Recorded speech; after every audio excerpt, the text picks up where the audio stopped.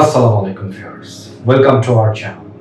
আমাদের চ্যানেলটি like subscribe করতে ভুলবেন না। আমরা ইউটিউবে আসি, আমরা যখন চিন্তা করি যে আমরা একটি ইউটিউব চ্যানেল গ্রো করব, ঠিক তখনই আমরা আগে না, এই চিন্তাটাই আমাদের পিছনে করে দেয়। সর্বপ্রথম একটা কথা বলি, আগে আপনি ইউটিউব ক্রিয়েটর হতে হবে ভালো, তারপর আপনি চিন্তা করবেন আপনার চ্যানেলটা গ্রো করবে।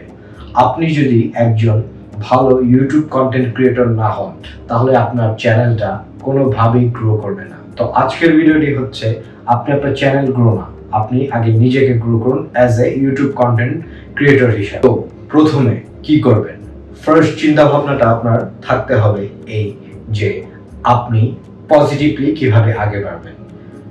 গোল ক্রিয়েট করতে হবে যে আপনি কিসের জন্য ইউটিউবে এসেছেন। যদি টাকার জন্য এসে থাকেন, তাহলে আমি এখনই বলবো যে ইউটিউবটা ছেড়ে দেন। ইউটিউব আপনাকে কখন টাকা দিবে? যখন আপনি ইউটিউবকে কিছু দিতে পারবেন, এর আগে নয়। এছাড়া শুধু ইউটিউবকে দিলে চলবে না, আপনার দরকার অডিয়েন্স, সাবস্ক্রাইবার। আপনি যদি আপনার কন্টেন্ট ক্রিয়েটের মাধ্যমে আরেকজনের উপকারী না আসলেন, তাহলে কিভাবে আপনার চ্যানেল গ্রো হবে? অবশ্যই আপনার চ্যানেলে কিছু থাকলেই মানুষ আসবে এবং ইউটিউবও আপনাকে রীতিমতো প্রমোট করবে। তো নিজের চিন্তা ভাবনাকে সবসময় পজিটিভলি চিন্তা করুন। তো দ্বিতীয় হচ্ছে কনসিস্টেন্সি আপনার মেনটেন করতে হবে। ইউটিউবে কোথাও নেই যে কনসিস্টেন্সি যদি আপনি মেনটেন করেন তাহলে আপনার চ্যানেলটি গ্রো করবে, কিন্তু অ্যাপ্রক্সিমেটলি দেখা গিয়েছে যে ইউটিউবের সাথে কনসিস্টেন্সিতে কাজ করেছে তার চ্যানেলটি মাস্ট বি গ্রো করেছে।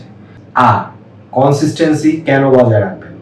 আপনার চ্যানেল গ্রো হবে এই জন্য না, আপনি গ্রো হচ্ছেন। কনসিস্টেন্সি যখন বজায় রাখবেন, কন্টিনিউয়াসলি আপনার যে পারফরমেন্স আছে সেটা গ্রো হবে। কখনো আপনার প্রেজেন্টেশনে গ্রো আসবে, কখনো আপনার ভিডিও এডিটিংয়ে গ্রো আসবে, কখনো আপনার স্পিচে গ্রো আসবে, অডিও এডিটিংয়ে গ্রো আসবে।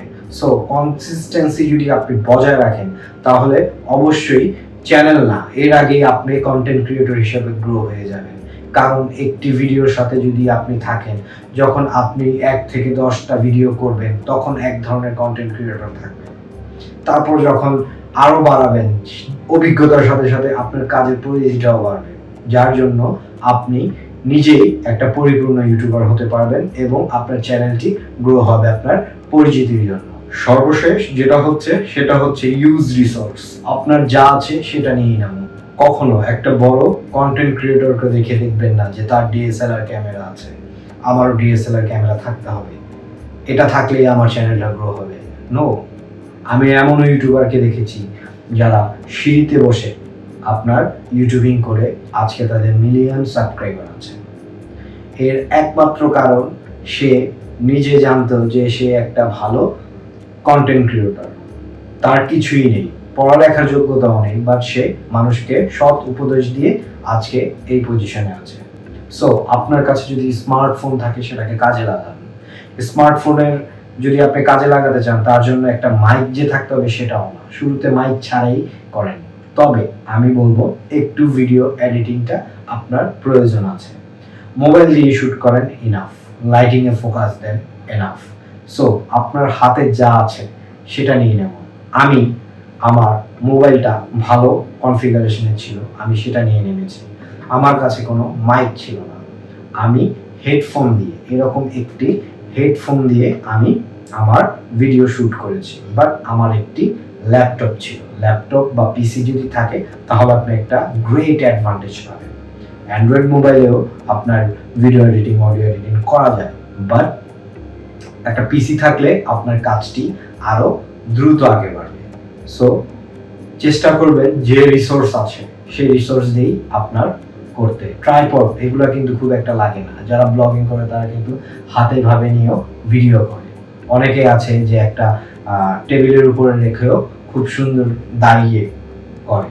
যেটা আপনার গুরুত্ব দিতে হবে সেটা হচ্ছে লাইটিং এবং হাতে থাকা স্মার্টফোন, সেটা কাজে লাগান, এবং পিসি থাকলে তো কোনো কথা নেই।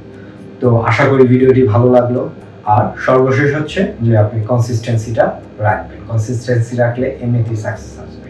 আসসালামু আলাইকুম।